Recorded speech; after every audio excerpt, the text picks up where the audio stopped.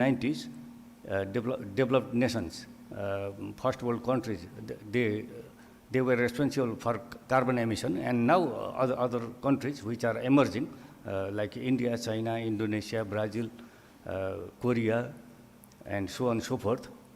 Now the Western countries, they are telling that now it is time to check carbon emission, and we have to stop industrialization and so on and so forth. So this is a war, this is a rift between third world countries and the developed nations. So these are the 10 reasons, these are the indicators of climate change. 10 minutes, right? So I'm concerned about the time, so I will not explain this slide. And now let us talk about President Trump. And President Trump is saying that climate change is a hoax. And he said during his first term, now and first term also, he said that Paris Agreement imposes unfair burdens on the American economy. He's right or wrong, I don't know, but he said it. And President Biden, however, he rejoined in 2021 Paris Accord. And now in his second term, President Trump, as you may have seen, that he vows to leave Paris Climate Agreement and says, drill, baby, drill. He wants to extract natural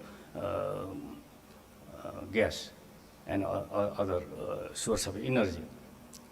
Not only climate change, he also is not helping World Health Organization. He is going to cut the budget for United Nations and so on and so forth, and which is creating a lot of dispute in the world. And again, Trump started the process over again now, signing an order on stage before his supporters at the Capital One Arena, just after taking oath of office. And he pledges to roll back climate policies, and he wants clean energy movement continues. This is according to World Resource Institute.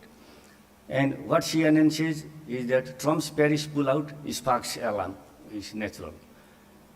And Times of India says that is not our problem. And these are the major 5 implications of Trump policy. Number 1 is derailing United States domestic green laws. Number 2 is expansion of US fossil fuel production and export. Number 3 is tariff wars and the green economy. Number 4 is receding from global climate action. And number 5, pushback of international financial architecture reform. And we also consider climate change as the tsunami from the sky. Whenever there is an earthquake below the ocean, and then we have a tsunami, but whenever there is a glacier lake outburst, then we have a vertical tsunami from the Himalayan region. So this is also very dangerous, like tsunami. So there are so many research, you see, on climate change, and Correll in 2007, he is the chairman of Arctic Climate Change Impact Assessment. He found out, he says that for the 10,000 years, the temperature was very stable. But recently, from 1870 now onwards, the climate started to take place, and he says that now we just don't know how, what the world is like at these temperatures. We are climbing out of the safe zone. And human beings are the major cause of global warming. And according to the researchers, the global mean temperature is expected to increase between 1.4 degrees Celsius to 5.8 degrees Celsius over the next 100 years. Believe or not, the scientists say so, but if in 100 years the temperature will rise to 5.8 degrees Celsius, then we can imagine what will happen to Maldives, what will happen to Calcutta, what will happen to Mumbai and Chennai and New York, Los Angeles, and so many cities which are on the seashore. You see, so it is hard to believe, but it can happen. We don't know. So human activities are responsible for changing the climate, and also deforestation and burning of fossil fuels also are other responsible factors. And this graph shows, you see, from 1860 to 2000, how sharp rise is the temperature. And between 1900 to 1920, we can see the fall of the temperature. And also between 1940 to 1960. The reason, I think, I guess, and some scientists believe that is First World War and Second World War.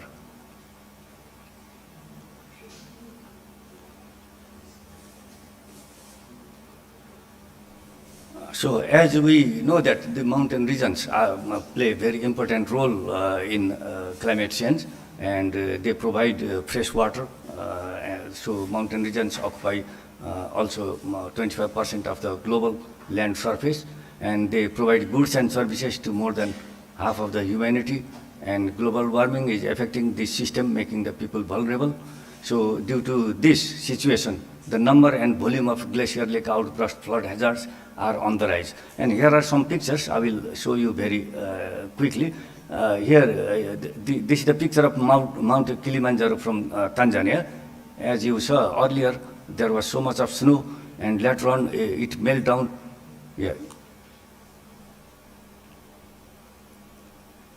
In 1976, you can see so much volume of snow, and 2006 it melted down like this. And similarly, in these pictures you can see in 1941, the down picture, here you can see so much of snow. And 2004, it became a lake. And another picture in 1920 and 2005. So you can see the difference. So the rise of the Himalayan and Tibetan plateau also, that started about 55 million years before, because this part of the world, India, Pakistan, Nepal, Bangladesh, Bhutan, all these countries, they came from under the ocean. And this is the picture of glacier lakes. You see these blue dots are glacier lakes. They stretch from Myanmar to Afghanistan, and you can find in all these countries, and they are in Nepal also. You see, we are paying cost for committing no crime, because the carbon emission from Nepal is quite low, but the impact of global warming or climate change is very high in Nepal in comparison to other countries, and we have the threat of species extinction. And most glaciers, not only in Nepal but worldwide, are melting, and now they are on the way to final demise. Ice melting due to global warming is the signal of huge disasters, because if they burst, then it will cause floods and landslides downstream, and many people will suffer. So these are the pictures of these glacier lakes, and I will show you one. Here in this slide, you can see the size of Chorolpa Glacier Lake in Nepal in 1957 to 2000. You can see the size. In 1957, it was so small, and the year 2000, it became so big. That is because of global warming. And this picture also shows how the snows are melting. All these pictures you see. So this is the water tower, and which is having a problem of global warming.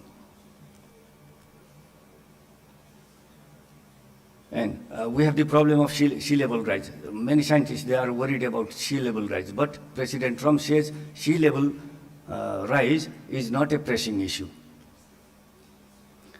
And World Wildlife Fund of Nepal also carried out some studies, and this is the result of their study. Now I will directly go to the conclusion. And if South Pole and North Pole, the snow of South Pole and North Pole will melt, then there will be sea level rise. And some research say that it can rise up to 60 meters. If there will be 60 meters rise of the sea level, then what will happen, we can just imagine. And this is another researcher. And these are the factors of carbon emission. And this is the impact. And poor people will be impacted highly than other people.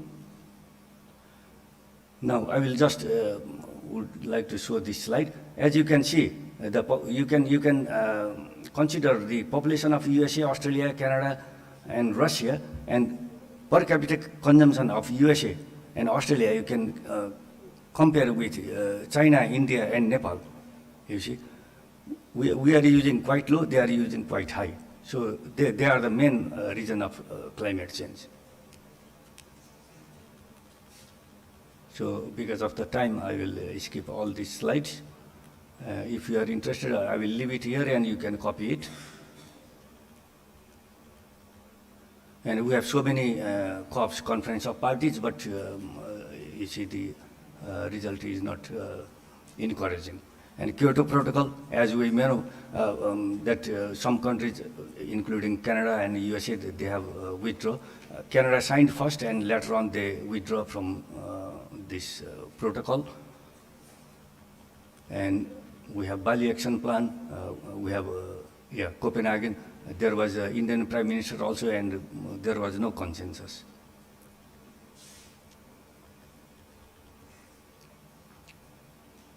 So I will just finish by saying that even if we have good policy for climate change, if the implementation part is weak, then we cannot achieve anything. Thank you very much.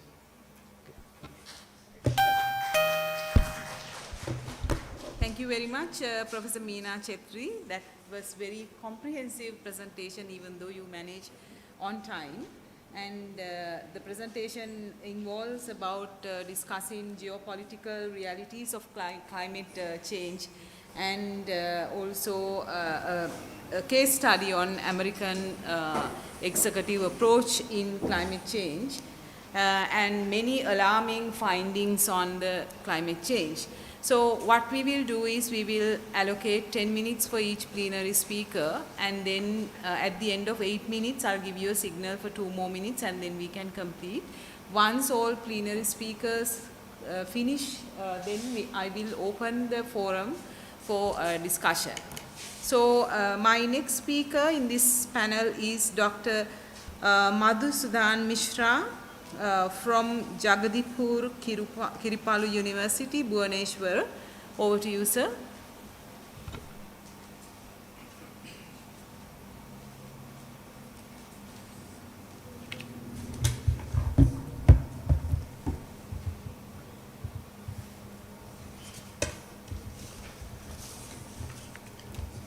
So this is a slide changer.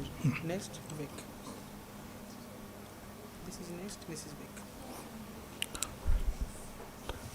Esteemed Chairman in the dais, distinguished guests in the dais, and distinguished personalities, those who are sitting in this hall, my dear students, I am really fortunate enough to get this opportunity to present my paper on this august occasion. As you know, lot of discussions have been made, and since due to the paucity of time, we have to limit our topic. So overall, I will tell that world today faces unprecedented challenges, like due to the impact of climate changes, and I have categorized it in 3 categories. First is disruption in the society. Second is it is affecting economy of the public, and third is it is affecting the ecosystem. So due to the changing environment, the time has come to revisit the public policy, because policymakers are sitting and they are sitting in the office, and our message needs to go to the policymakers so that they will be aware of this. Whatever we are doing in the workshop or in the conference or in any forum, it is officially coming in the media, it may be, but we need that the resolution of this forum should be officially communicated to the government, to the policymakers, those who are really making the policy, so that they will put all these things in the legislative forum maybe in the assembly, maybe in the parliament, and a lot of deliberations will come, lot of experts will work on this so that it will be included in the policy. That is the need of the hour, what I mean to say. So my slide is like introduction. Before going to introduce the thing we have discussed in detail, just to take the example of today's air quality index. It is on 23rd January. I have taken the data of lot of cities of Orissa. The air quality index of Bhubaneswar is 157. It is poor. The normally it should be in between 1 to 50. Instead of 50, the air quality index of Bhubaneswar is 157. Cuttack is 186, which is unhealthy. Raurkela is 197. These are unhealthy. Talcher 171, Angul 165, Jajpur 147, Baleswar 94, which is moderate, and Dhubri it is 85, it is also moderate. Likewise, if you take the air quality index of Delhi, it is 253. Mumbai is 154. Delhi is more than the worst, we can say, because it should be remain within 50. But if you take the air quality index of Washington or Switzerland or England, it is within 50, 19 or 23 like that. So this is the difference. The time has come for us and for the third world country to make a concrete decision and to take a concrete and valid decision in it. Why our air quality is deteriorating? This is due to the global warming and also the pollution and changing like that. This is the most important scenario I want to express. And you know, a lot of deliberations have been made, and Orissa, which is a cyclone and drought-prone district, where we have created, although we are worst affected by the cyclone and disaster, but we have created a model for the entire world. Odisha has done commendable work, and our strategy and our knowledge is taken by the other state and also the other countries. So take a second thing, one important aspect is displacement in the forest. So in the forest, indigenous people are there, ecological refugee, what we can tell. It is also very difficult because in some of the wild sanctuaries in Orissa, that is a scenario because I am a practitioner. I was district magistrate and collector in 3 districts of Orissa. Rather, I know what are the practical difficulties. Being a practitioner, I know the displacement, how tribals are displaced, and how they are unable to go to the relocated sites. These are all the practical difficulties, how biodiversity is affected, how there is habitation in the core area of the sanctuary. Actually, in a wildlife sanctuary, there are 2 areas, buffer area and core areas. Core area where animals are mainly living and they should not be disturbed. But in core area, some displacement, some habitations are there, but we need to displace this. So these are all the challenges, and these challenges are being faced by the practitioners like us. We are in the district and we have to make resettlement for these people. That is what I am telling from my experience. So this is one. Second is, that is another thing, which is agriculture, disaster resilient agriculture. I have seen the disaster in Odisha and how farmers are affected, and we have to provide knowledge how to go for disaster resilience agriculture. A lot of discussions have been made, and what are the aspirations of the public. We want to find out, being a practitioner, we want to find out what are the aspirations, in what way we can make our policy. Then in other things like global to locals and other things, also the policy matters, how we can make our policy in a better way. These things are also coming. So in introduction, I have described all the things like climate change, disrupt ecosystem, livelihoods, and economic globally. It impacts are uneven with vulnerable population facing the greatest risks. Vulnerable population means tribal populations. And also in case of irrigation project, lot of irrigation projects are there in India. Although there is a law by the government, New Land Acquisition Act. Name of the act is very big. Right to fair compensation and transparency in Land Acquisition, Rehabilitation and Resettlement Act 2013. The name is very big, and a lot of good displacement packages are there in this act. But still then, there are some practical difficulties when a man is losing a land for a project, for a particular purpose. Government, peoples are getting benefited. Government is getting benefit. Suppose railway project and also irrigation project and also other projects. Government is getting benefit, public purpose is solved, but a land who is losing a man, poor man, he is losing the land forever. That is why compensation, ample compensation facilities are to be made, and it is also there in the act, but still there a lot of lacunas are also there. That is all there in the practical perspective. And also addressing these challenges require pathway to resilience and equity. That means policies are to be reevaluated, evaluation of all policies. That is conducive for the climate change and also conducive for our public. So for time constraint, I am global scenario, we have discussed rising temperatures, extreme weather, sea level rise, Indian coasted, erratic monsoon, cyclones, drought and glacial melt. Odisha experienced frequent cyclones, funny, yes, rising vulnerability, you know. And disaster preparedness, Odisha's early warning system, Japan's earthquake resilience. I have given the example, climate resilience, agriculture, Odisha millet mission. It is well known, zero-based natural farming. In the morning session, some speaker was talking about natural farming. We have an organic policy in Odisha. In 2018, Odisha has comprehensively made an organic policy, which is very unique, and we are now talking about organic farming. So a policy should be there, a concrete policy should be there for organic culture, organic farming and organic manure. So sustainable energy, solar microgrids in Odisha, Germany's that is eco-based adoption, Chilka Lake, mangrove cultivation, you know, it is mainly important to protect cyclone and all, and social equality, gender-based policies, tribal knowledge, global examples like Canada's programs.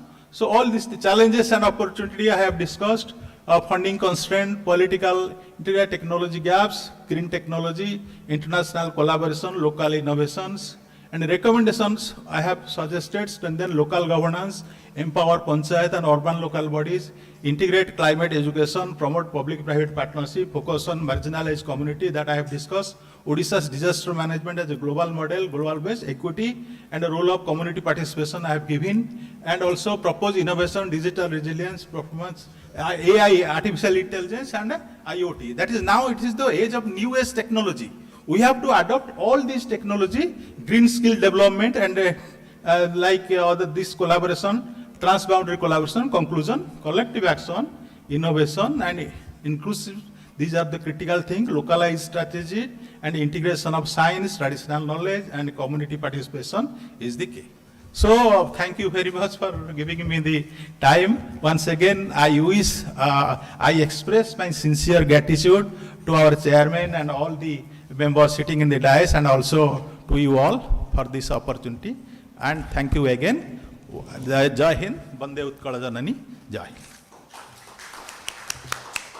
Thank you very much, Dr. Mishra, for completing on time. And in Dr. Mishra's analysis, there were a couple of very important points. He mentioned that public policy should influence and communicate it to the policy makers. Research should go into the policy in practice. And also, he quoted many updated air quality indexes and highlight on the importance of urgent action. Also, international cooperation on global north and global south in climate resilience, and indigenous rights in climate resilience, and also very important point you mentioned, that disaster resilience in agriculture and the importance of using traditional knowledge in climate resilience.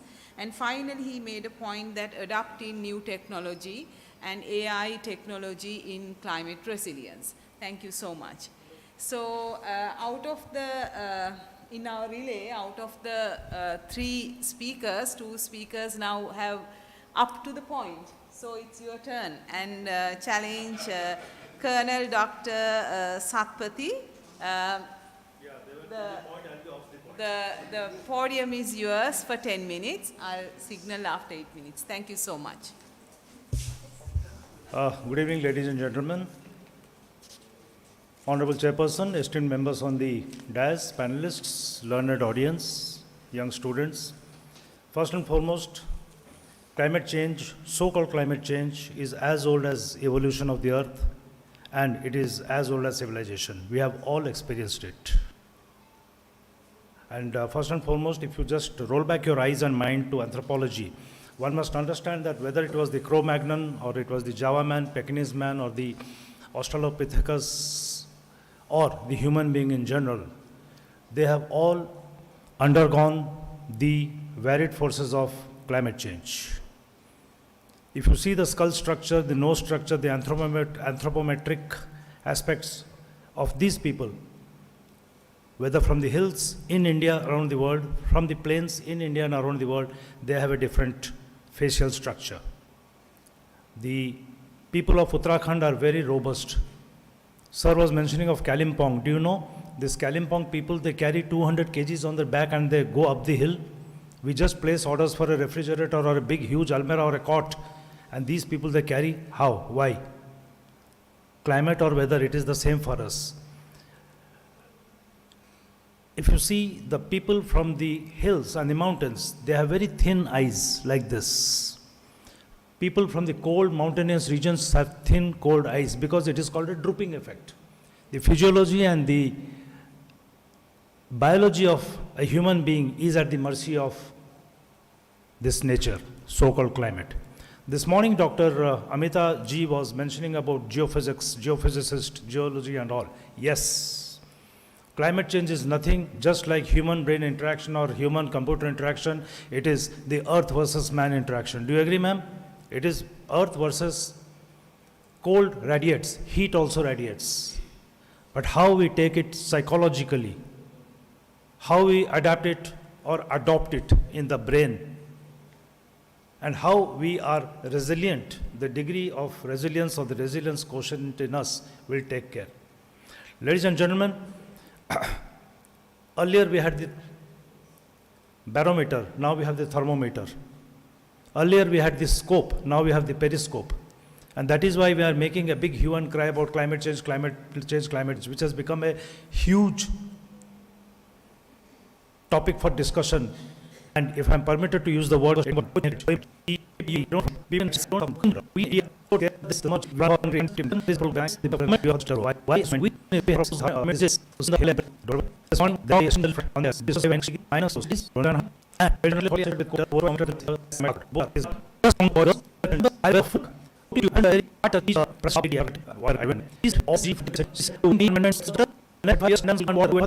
pledging money in the form of a budget. If budget could save planet Earth, keep on budgeting. This is what she has said. I forget her name. She's from West Indies and she's in a white dress, and that was the speech she has given. So climate change has now touched the heart of only those who now know that they are going to be affected. Maldives, Mauritius, West Indies archipelago, and a few islands, they will get submerged underwater. We might be having conferences, seminars, workshops, symposium, colloquia, discussion, roundtable, panel, everything. The truth is, the world is shrinking. Now, all of us have purchased globe, either for us or for our children. Have you seen the globe? When we get it, it is tilted to one side. Inside that ring, it is tilted to one side. Why? The geometry of the earth is not flat, it is tilted. This morning there was a point that, there was some slush and 100-meter dike was established, it could not be managed, then it broke and Arunachal had floods. Yes. If you look at India, almost all the rivers are flowing from the northwest to the southeast. Why? Because the tangent, the trajectory of the earth is like that. Now when you talk of climate change, we always think of floods or we always think of the temperature, air temperature. How many of us have thought about evaporation of water? You know, the biggest injustice we do to Mother Earth is having water harvesters, water harvesting. Just for the heck of it, we say, oh, I have got a water harvester. Why don't you allow the water to flow to the ground inside? Why don't you allow the water to go to the cracks of the aquifer? Why don't you allow aquifer management? Why can't we rehydrate? Why can't we hydrate the cracks in the water? And many areas they declare as drought prone, being adjacent to the sea or to the river. Is it a joke? Because percolation of water is being arrested by us. We say we are storing water. What are you storing water for? Why don't you allow it to go to the ground? Let the groundwater table come up and you can suck out the water in the form of groundwater. Extraction of groundwater. But no, we store it above the ground and we extract it from below the ground. What are we doing? Digging our own grave. A beautifully designed grave for us. Now, I'll give a very big example. At any point of time during the day, 7,000 aeroplanes are flying in the sky. 7,000. They are flying in the sky, not harbored in the airports. Now, each aeroplane emits about 60 kg of carbon per hour. So, 7,000 into 60, which comes to about 4,20,000 kgs of carbon is being emitted per hour. 4,20,000 into 24, 96,200 kgs of carbon is being emitted per hour. Who the hell is going to take care of all this carbon management? And you know, carbon adds to global warming because it makes a layer in the sky over the ozone layer, doesn't permit the respiration of the sun rays and the UV rays. Sir said Delhi enjoys air quality index of 250 plus, whereas England, Switzerland and all the Scandinavian countries, they have 50. Why? Because they have earmarked industries in one corner of the country. You cannot come to Berhampur and establish your industries or factories where you emit smoke. No. That is an industrial area exclusively in the EEZ. This is going to be a pasture land, this is going to be your residential area, this is going to be this. It's town planning. Look at my country, Bhubaneswar, where I was playing cricket during my youngster days. Now I see 30-storied apartment standing there. If an apartment has got 100 dwellings, trust me, each dwelling has got 2 air conditioners. There will be 200 compressor units hanging outside and they all emit heat. Is it not global warming? Today morning, this evening we had a presentation by the Bengali professor on stubble, which is there in Punjab and Haryana. Is it not adding to global warming? What are we doing? Only discussing in conferences and seminars, churning out policy papers, sending it to Delhi ministry. What will ministry do? They'll just send back directives and advisories to the state. Do this, take this money. Where money goes, you and I, we know. So what is finally needed is a mental shake-up. We have to hit our heads with a hammer. And remember, all these climate change discussions and all these climate change things that are going on, there is a hidden geo-economic and political agenda. Dr. Amita Singh echoed it very, very, very vocally and strongly today. There is a hidden geo-economic and political agenda. Or in one word I can discuss, there is a commercial intent behind that. Right? Next, we have to now critically, like a surgeon, have a dissection between policy and practice. Enough of policy. Enough of policy. Whatever policies we have in India and abroad, it can take care of the next 7 generations. But where is the practice? Whether it is a geoscientist or a social scientist or an agricultural scientist or a natural scientist, even a veterinary scientist, where is the practice? Is practice only between morning 9 to 5 office time? Absolutely not. There is a need for reality versus ornamentality. Enough of ornamentalism we are doing. Even the makeup that we wear in the day, it is taken off in the evening. And there has to be now a reality check. Enough of playing around with words, phrases, documents, policies, pictures, videos, media glare, social media handling, etc., etc. And finally, I would like to say, ladies and gentlemen, we have to now be mentally ready individually. Climate change is not plural, it is singular. How I'll take care of my health. If there is heat outside, I get a heat stroke. If there is cold outside, I get a cold stroke. Sorry. Our predecessors have done enough damage. Our successors are now going to suffer. So, yesterday is gone, tomorrow is coming, today is present. Let's take care of today. Otherwise, we are writing the obituary, God forbid, of the next generation. Take care, ladies and gentlemen. Thank you very much. Thank you very much, Dr. Satpathy. In Dr. Satpathy's presentation, there were many interesting findings of psychology, biology, and how it has impacted by climate change, and also human interaction to frame climate resilience, and also how human brain adapt resilience. Looking at many practices in the human life, such as water harvesting. I think it's a completely different argument he brought forward with water harvesting and how it can affect climate change. And also neuromanagement and climate dimensions were very vividly explained by Dr. Satpathy. Thank you very much. And I think with that we complete the plenary session. Now I will open the forum for the audience. If there is any questions, comments, it is time for the audience to use the time. I will give.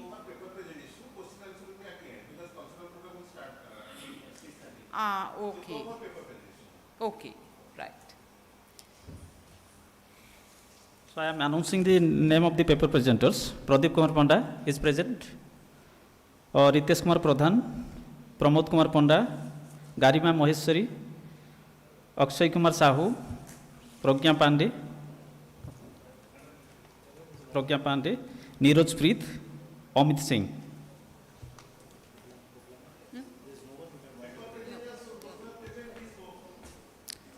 Please share your PPT.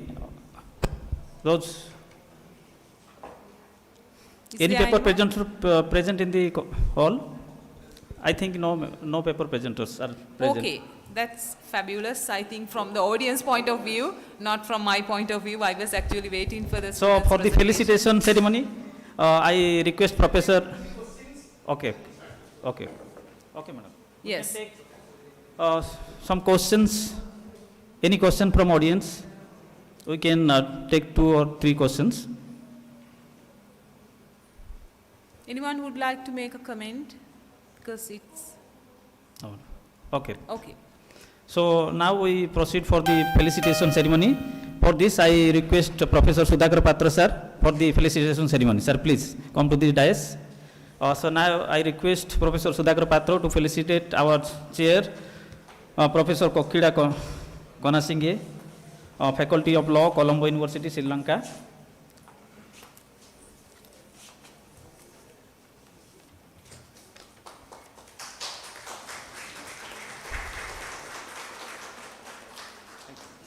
Then Professor Min Bahadur Chetri, Professor Min Bahadur Chetri.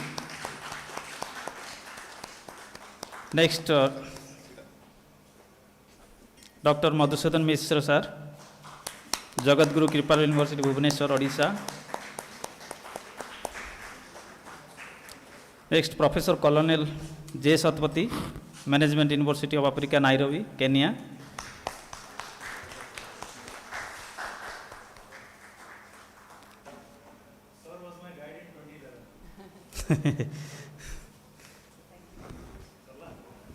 Thank you. So now I am proposing formal vote of thanks.